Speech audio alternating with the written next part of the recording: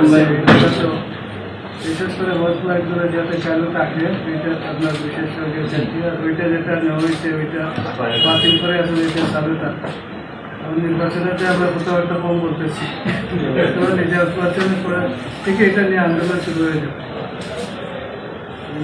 কথা বলে না আসলে কি আমরা প্রধান উপদেষ্টার দৃষ্টি আকর্ষণ করছি আপনার। ঠিক আছে,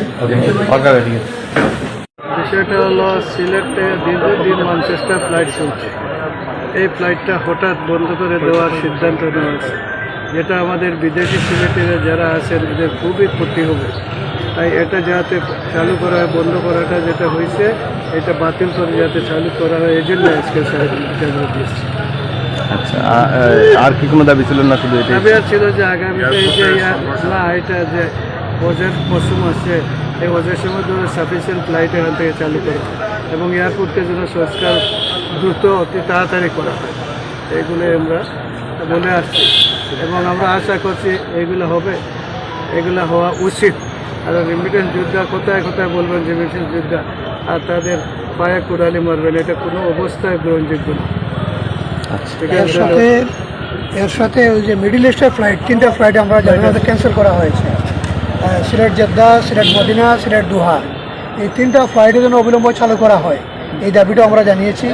তার সাথে আন্তর্জাতিক মানের একটা এয়ারপোর্টের জন্য যে ধরনের কার্যক্রম এখানে থাকা প্রয়োজন, সেই বিষয়গুলো যেন অবিলম্বে চালু করা হয় এবং সেই উন্নয়ন কার্যক্রম যেন সম্প্রসারণ কার্যক্রম দ্রুত সম্পন্ন হয়, এই বিষয়টা আমরা দাবিতে উল্লেখ করেছি।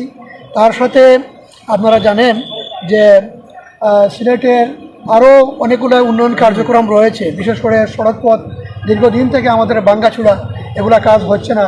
তারপরে এর সাথে 6 লেনের কাজগুলা, এই সমস্ত বিষয়গুলো যেন দ্রুতভাবে সম্পন্ন হয়, এই বিষয়গুলো নিয়েই আমরা আলোচনা করেছি। আর সবচেয়ে বেশি সিলেটের মানুষের জন্য কষ্টের বিষয় হলো ডোমেস্টিক ফ্লাইট।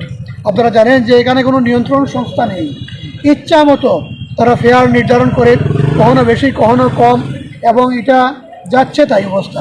এইটা যেন একটা নিয়ন্ত্রণের ভিতরে নিয়ে আসা হয়, দেশের অপরাপর ডোমেস্টিক এয়ারপোর্টের সাথে সামঞ্জস্য রেখে একটা ফেয়ার জন্য একটা নির্ধারিত করে দেওয়া হয়, এই বিষয়টা আমাদের মূল দাবি। দাবির একটা থ্যাংক ইউ।